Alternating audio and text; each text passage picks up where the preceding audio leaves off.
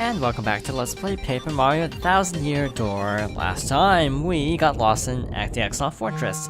This time we are back on track, and we are confronting another thwomp. Find the computer room in before. I thought so, well then you're gonna have to beat me to get it. And if you lose, your life is mine. Okay, you know the drill. This is the 66th port quiz, if I'm not mistaken, because the last one was 65, so this one is 66. Yep. And the 64th was in the first game.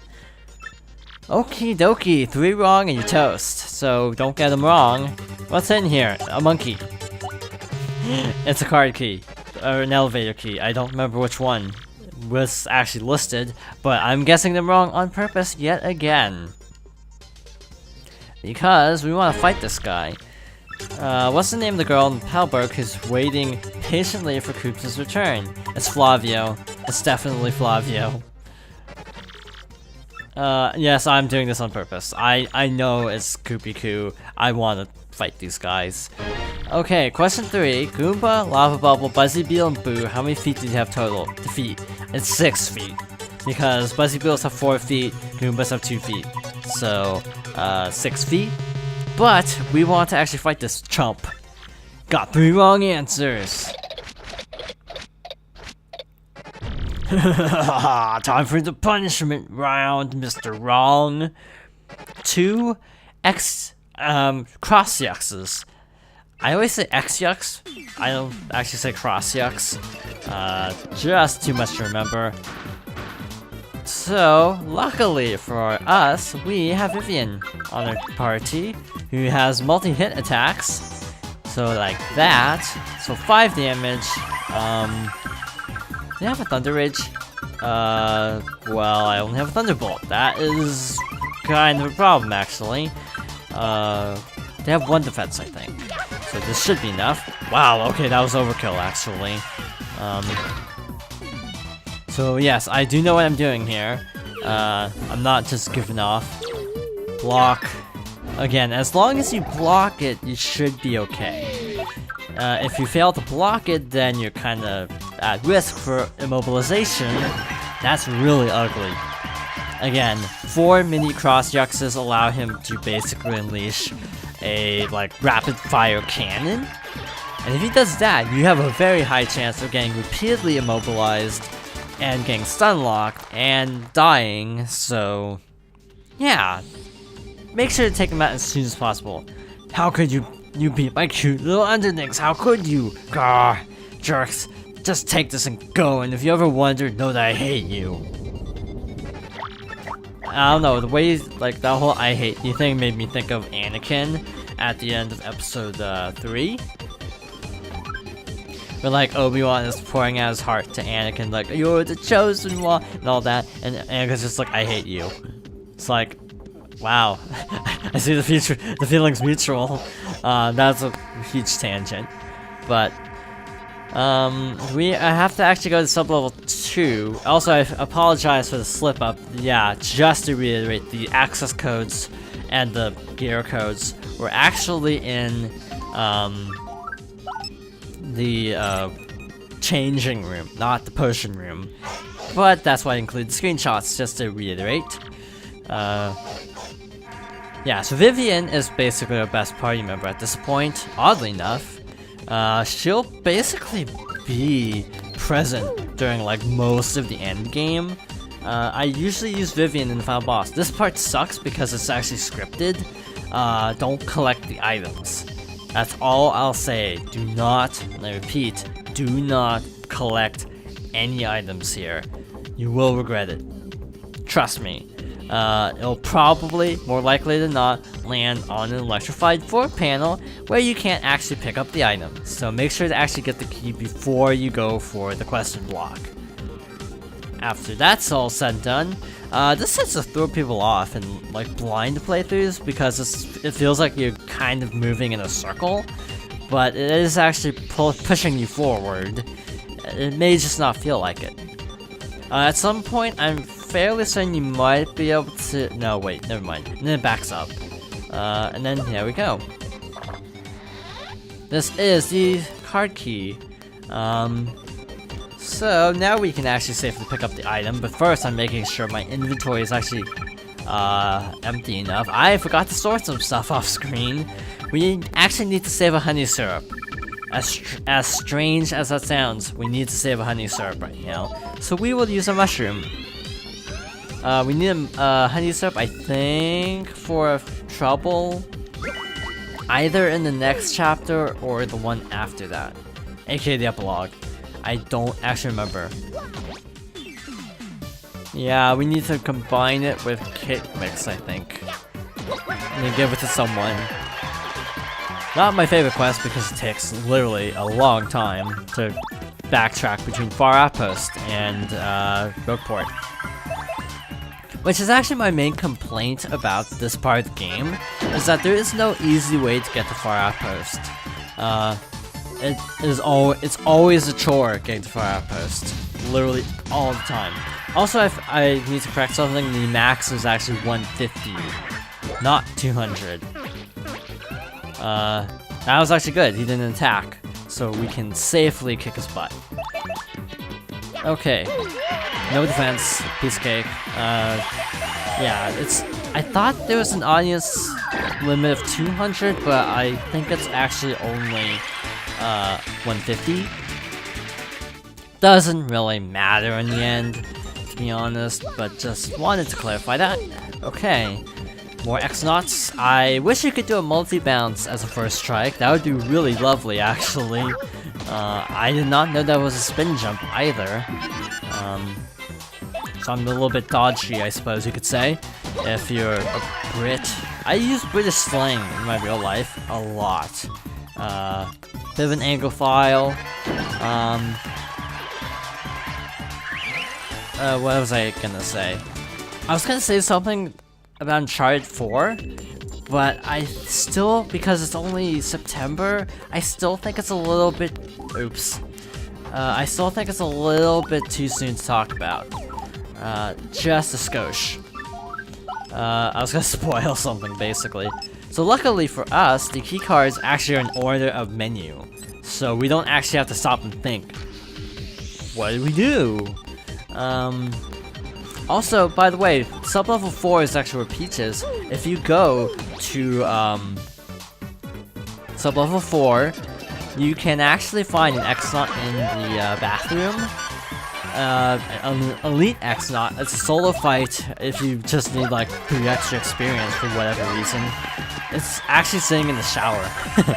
I don't know why they did that.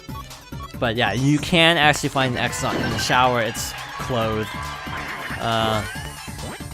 It's kind of a random little thing, actually. So another thing they can do is heal other characters as well. And that one's just attacking, which is weird. But luckily, the burn is gonna speed up the fight quite a bit. I didn't actually need to do the power jump. I just wanted to speed it up. Also, I could go down to sub-level 4 to fight him, but I think my star points are gonna work out, so I actually level up after the boss, which is what I prefer to do. Do this, and we get the conveyor belt moving. Now, this was a puzzle that was used first, I think, in Shy Guy's toy box. Yeah, so we actually haven't needed to do that at all this game. Which is weird. Oh shoot, I need to throw out another item. Trust me, it'll be worth it. Shroom fry. That's just a cooked mushroom. It's pretty easy to come by a mushroom these days. Besides, we could use some more FP. Here. Because, as you can clearly see, there's an Ultra Shroom back there. And we frankly don't want to spend 200 coins per Ultra Shroom. So if we can find some just sitting around, that's really preferable. If you're really lucky, you can actually make it back in the platform cycle, but I'm not lucky. Actually, I don't think it's possible. I think the platform switches back too fast. And looks like I'm just on pace to where I want to be, which I'm very happy about. Shoot. Not if I keep playing like this. Yeah, Vivian's little tail thing can actually glitch out kind of badly, which is really weird, like that. Again, that can happen in Riverside. I think it happened during a Let's Play when I watched, which is actually a problem that when you watch other people's Let's Plays, you actually kind of get self-conscious. I don't know if it's just me, but having watched other people's Let's Plays of this same game, I do kind of feel self-conscious about it. Again, it is my favorite game of all time, so that's also a contributing factor, to be honest. But it is a little bit, yeah, you feel a little bit self-conscious. I don't know if it's just me. So in the future, I probably won't. Like, I'm putting off watching a Super Paper Mario Let's Play that I really want to watch just because I don't want it to, like, screw up my self-confidence when I eventually play it.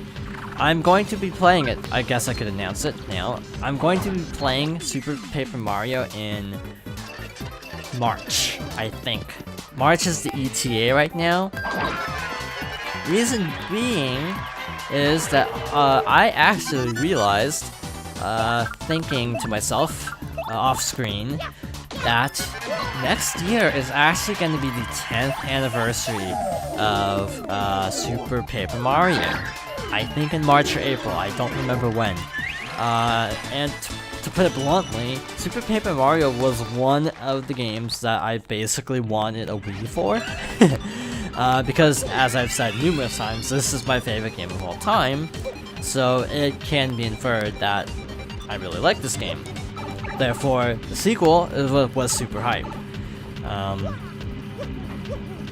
Okay, so I basically, like, one of my first Wii games was Sonic and the Secret Rings, which I will not be Let's Playing because it is not good.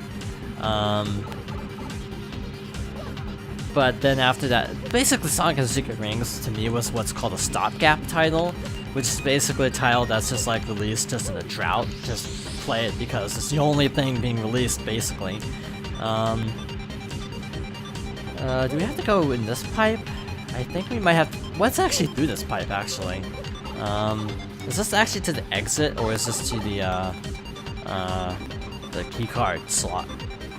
I don't remember, actually. Oh, hey, switch. This switch is rather nice because it shortens the journey a little bit. Not a huge amount, but just a little bit. So Secret Rings, meh. I actually prefer 06. I do not say that lightly, by the way. Shoot. We're actually to the boss already. And we're actually slightly under time from where I thought we'd be. So I don't think I can actually finish the boss in 6 minutes. That's the problem. Or 7 minutes. So I think we're gonna go explore a little more. I mean, it is true that we actually don't get an opportunity to explore the X-Naut Fortress after this chapter until chapter 8 is finished.